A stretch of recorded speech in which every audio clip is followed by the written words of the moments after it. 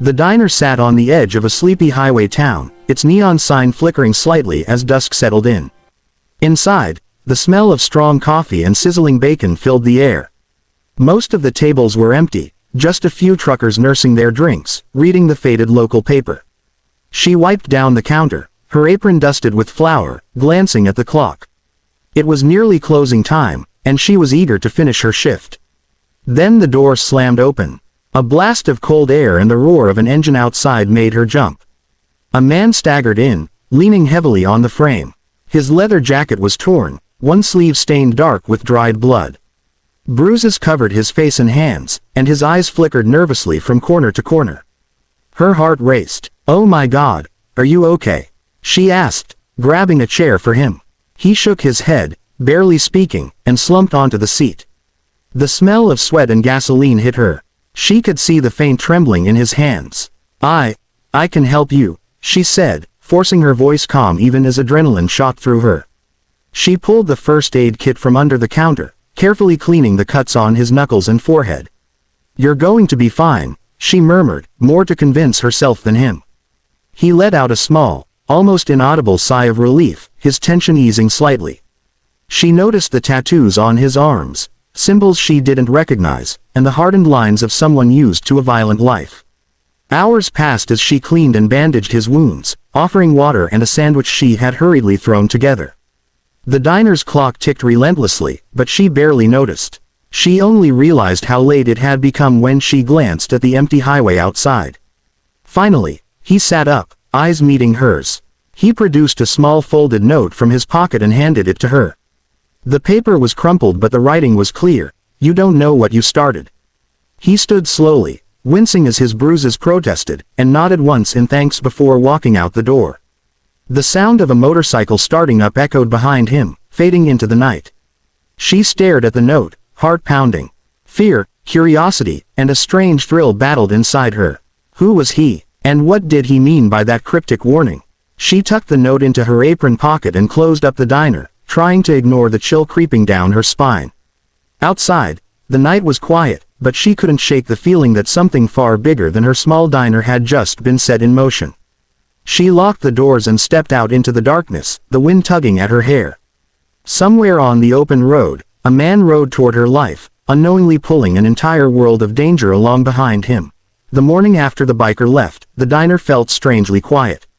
The usual hum of conversation and clinking cutlery seemed distant, almost muted. The waitress kept glancing at the door, half expecting him to walk back in, but the street remained empty.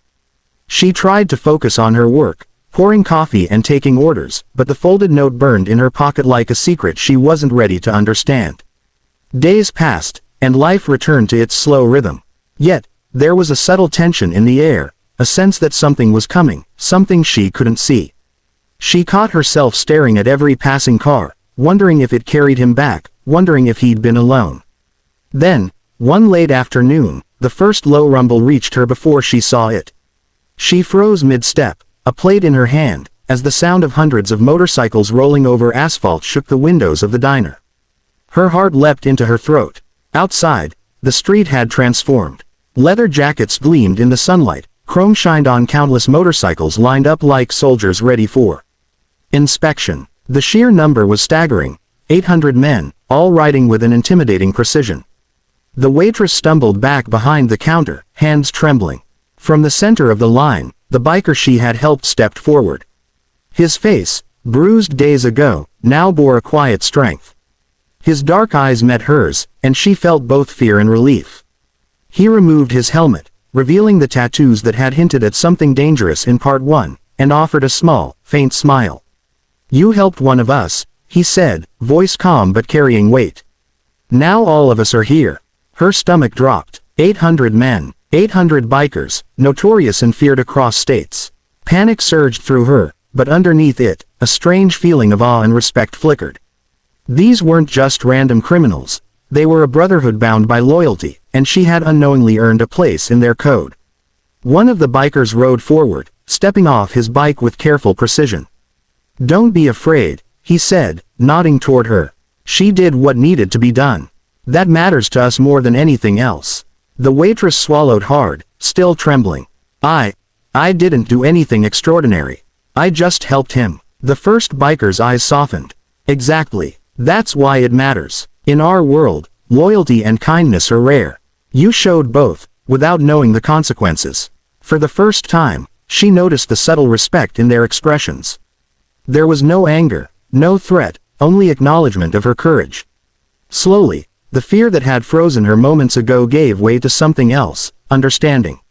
This was a world she could never truly enter, but she had glimpsed its rules, its honor, and its unexpected humanity. As the bikers revved their engines and prepared to leave, the first man nodded again. Remember this. Some debts can't be repaid easily. But know that you've earned ours. With that, the rumble faded into the distance, leaving the street quiet once more. The waitress stepped outside, letting the cool air wash over her, her heart still pounding. She held the folded note from before, now carrying a new weight. She had helped a man in need, but in doing so, she had set in motion a storm of loyalty, honor, and gratitude that would never be forgotten. The days after the bikers' visit were surreal. The diner had returned to its usual quiet rhythm, but the waitress couldn't shake the memory of the 800 men lined up outside.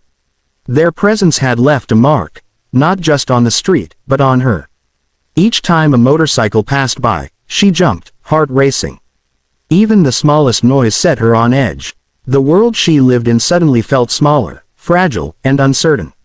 Then, one evening, just as the sun dipped below the horizon, a familiar rumble rolled down the highway. At first, she thought it was a lone rider, but the sound grew, deep and thunderous.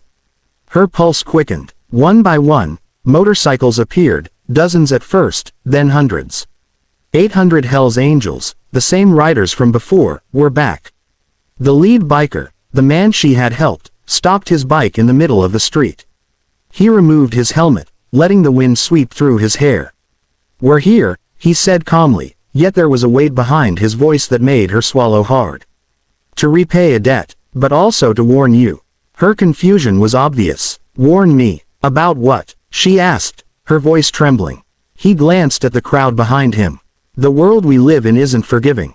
Sometimes, even small acts of kindness ripple into danger.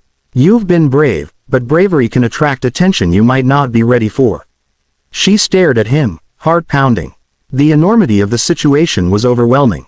Hundreds of leather-clad men, all heavily tattooed, all silent now, watching her, waiting. Fear and awe battled within her, but she refused to show weakness. The biker stepped closer. "You helped me when I needed it most.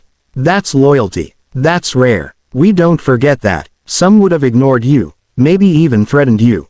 But we remember kindness. And when we remember, we act." A chill ran down her spine. She realized that in this moment, she was witnessing something few outsiders ever saw. An entire brotherhood bound by a code, their actions swift, decisive, and unwavering. Their loyalty was absolute, and she had earned a place in that unspoken rule. The man extended a hand, not in threat, but in acknowledgement. "Your courage and kindness brought us here. You helped one man, and you've earned respect that many spend a lifetime seeking. Just remember, loyalty is a double-edged sword. It can protect you, but it can also draw attention." She nodded, unable to speak. The rumble of engines resumed, echoing down the highway as the bikers departed once more, leaving the diner, and her, alone in the quiet night. As she closed the door, she realized something profound. In helping a stranger, she had inadvertently stepped into a world she barely understood. It was dangerous, yes, but it was also defined by an unexpected honor. And though she didn't know what the future held, she felt a strange sense of empowerment. She had done something good, and that goodness had been recognized in the most extraordinary way imaginable. Outside, the highway stretched into darkness, silent now except for the distant hum of the departing motorcycles. Inside, she stood alone, heart racing, holding the folded note once again. It had started as a simple act of kindness, but it had grown into a story she would never forget.